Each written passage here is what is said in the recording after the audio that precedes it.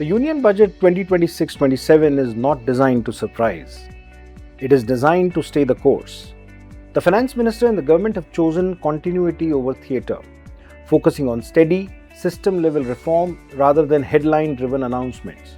From an ease of doing business perspective, the budget is about removing long-standing friction that has quietly constrained India's ability to scale.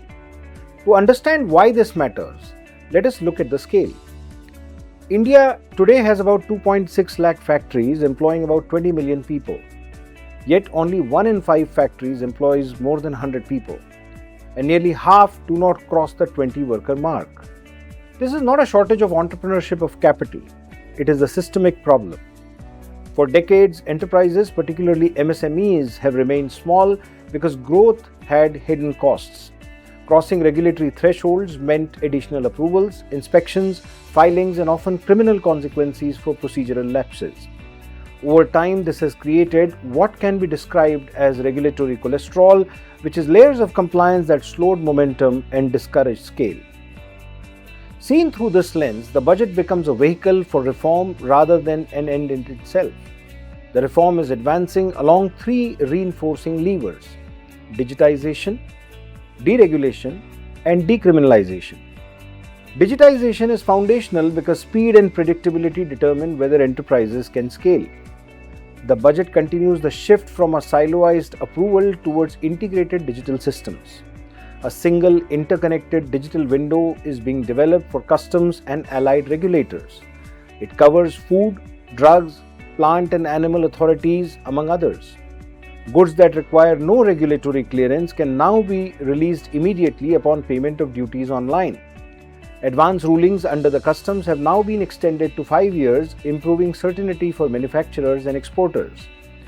These measures are particularly relevant as budget pushes domestic manufacturing in strategic and frontier sectors including semiconductors, electronic components, biopharma, chemicals, textiles, and container manufacturing.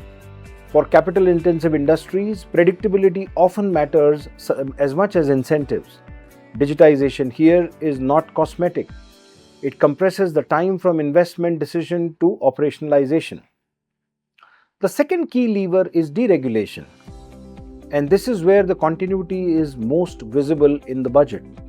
Across recent reform cycles, the government has referenced over 350 reforms, including GST rationalization, streamlining of quality control orders, more commonly known as the QCOs, consolidation of labor laws, and the customs simplification.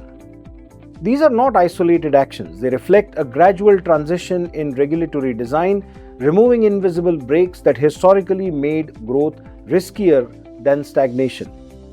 In manufacturing and trade, this is evident in customs duty rationalization for critical inputs, deferred duty payments for trusted manufacturers, electronic sealing for exports, and risk-based recognition for regular importers. The objective is consistent: lower the cost of scale without lowering standards.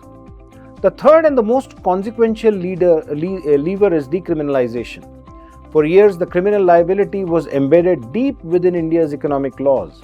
Procedural lapses such as delayed filings or non-production of documents often carried threat of prosecution. This created fear, litigation fatigue, and defensive compliance behavior. Budget 2026-27 continues to unwind this friction. Assessment and penalty proceedings are being integrated into single order. Non-production of books and documents have been decriminalized. Technical defaults are being converted into fees. The pre-deposit required to appeal tax demands has been reduced from 20% to 10%, easing liquidity and liquidity pressure on growing firms. This is not dilution of enforcement. It is proportionality.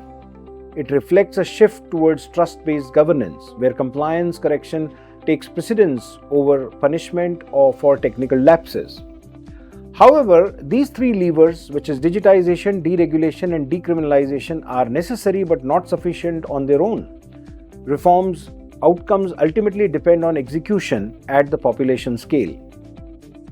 This execution gap is most visible in labor regulation. While the notification of labor codes establishes clear legislative intent, ease of compliance at scale depends on how effectively states operationalize digital registrations, returns, inspections, and enforcements. The vision of a single registration and single return remains contingent on the availability of robust, interoperable state-level digital systems.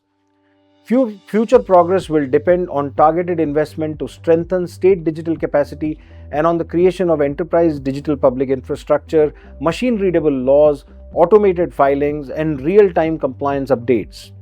Bridging this gap is essential to translating policy intent into a seamless, automated compliance ecosystem for the Indian enterprises. All three reform levers converge most clearly in the MSME agenda. The 10,000 crore MSME Growth Fund, the additional infusion into Self-Reliant India Fund, mandatory onboarding of CPSE procurement into TREDS, credit guarantees for invoice discounting, and the introduction of corporate mitras are not merely financial measures. They are designed to build compliance, governance, and operational capacity so MSMEs can graduate into larger enterprises. Capital without capacity does not create champions.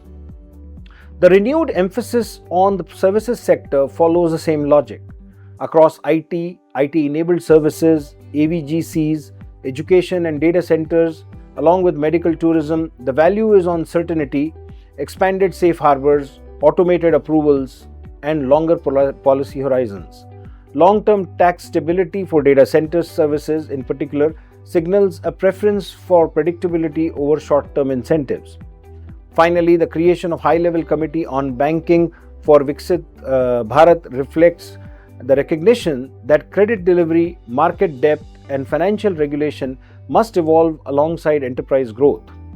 There are still gaps and the budget acknowledges them implicitly, but the direction is clear. This is not a headline budget, it's a foundation budget. It reflects a government engaged in unglamorous work of reform, quietly, persistently, and system by system. What we are witnessing is a gradual sunset of the Inspector Raj and the emergence of high-performance regulatory state. Reform still matters because scale matters. And the scale is how India converts enterprise into productivity, jobs, and long-term competitiveness.